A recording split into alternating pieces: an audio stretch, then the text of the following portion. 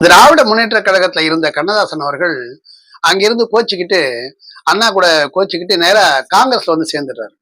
காங்கிரஸ்ல வந்து சேர்ந்த உடனே காங்கிரஸ்ல வந்து மிகப்பெரிய நட்சத்திர பேச்சாளர்கள் இல்லாத சூழ்நிலையில அவர் வந்த உடனே எல்லாருக்கும் சந்தோஷம். தொண்டர்கள்லாம் ஓடி போய் காமராஜர்கிட்ட போயிட்டு, கவிஞர் கண்ணதாசன் நம்ம கட்சிக்கு வந்து ரொம்ப அற்புதமான விஷயம். ஆனா அவரு ரொம்ப குடிகாரரா இருக்கிறாரு. நாமளும் வந்து காந்திய கொள்கையில மது ஒழிப்புல தீவிரமா இருக்கிறவங்க. இதை அவரை கொஞ்சம் குறைக்க சொல்லுங்க நீங்க அப்படின்னு சொல்லும்போது காமராஜர் நாசுக்கா சொல்றாரு, அதை போய் நான் சொல்லக்கூடாதியா, நீங்களே போய் ஒரு கோரிக்கை மாதிரி வச்சு அவனை குடியை நிறுத்த சொல்லுங்க அப்படின்னு சொல்லிட்டு அனுப்புறாரு. மறுநாள் உடனே கண்ணாசன் வீட்டுக்கு எல்லாம் போறாங்க. கவிஞரே, நீங்க வந்து எங்க கட்சிக்கு வந்து ரொம்ப மகிழ்ச்சியான விஷயம், எங்களுக்கெல்லாம் ஒரு உற்சாகம் இருக்கிற மாதிரி இருக்குது. ஆனா வந்து நம்ம காந்திய கொள்கையில தீவிரமா இருக்கிறோம், அதனால மது ஒழிப்புல நம்ம இருக்கிறோம், அதனால அதனால அப்படிங்கிறாரு கண்ணதாசன். உடனே இவங்க சொல்றாங்க, நீங்க குடிய நிறுத்திட்டீங்கன்னாக்கா ரொம்ப அற்புதமா இருக்கும். உடனே கண்ணதாசன் சொன்னாரு, காம்ப்ரமைஸே இல்லை, என்கிட்ட 2 கார்டு இருக்கு. ஒண்ணு காங்கிரஸ் உறுப்பினர் அட்டை, இன்னொன்னு மது பெர்மிட் கார்டு.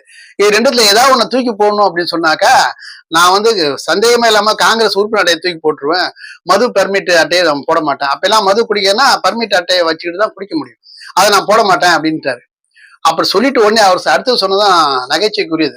ஏயா, மது ஒழிப்பு மது ஒழிப்புன்னு சொல்லிட்டு சொல்றீங்களே, உண்மையிலேயே மது ஒழிப்புல தீவிரமான ஆள் யார் தெரியுமா?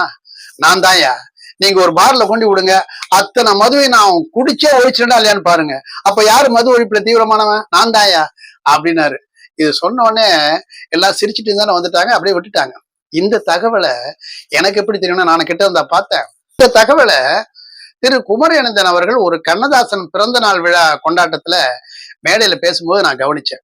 அதனாலதான் இந்த தகவலை உங்க கூட நான் பகிர்ந்துக்க முடியுது.